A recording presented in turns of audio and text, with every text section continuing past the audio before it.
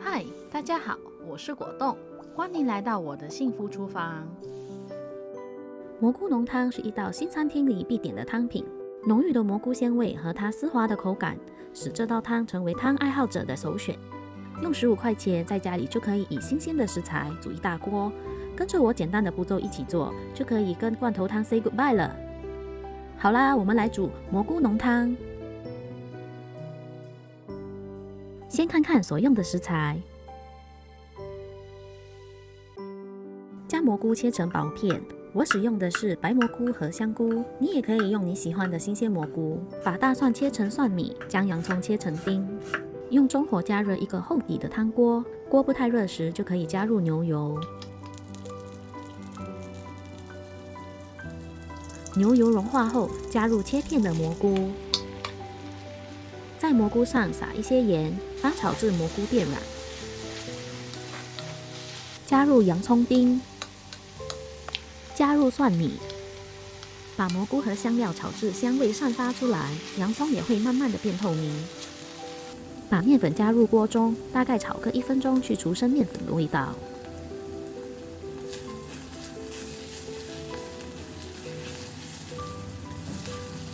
倒入蔬菜高汤，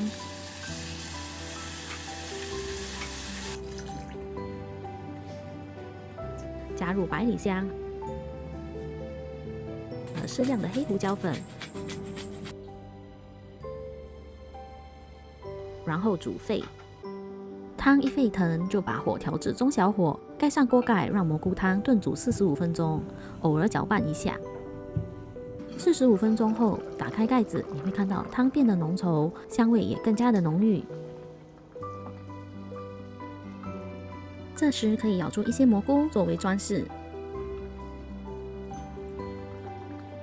为了安全起见，在把汤打成糊之前，记得一定要关火，并将锅子从火上移开。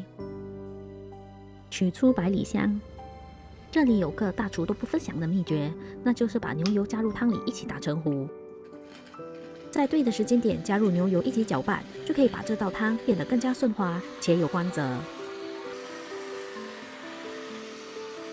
将汤打成喜欢的细度后，用中小火把汤再度煮滚。倒入奶油，轻轻搅拌至融合。加入适量的黑胡椒粉和盐来调味，并搅拌均匀。再次将汤煮沸。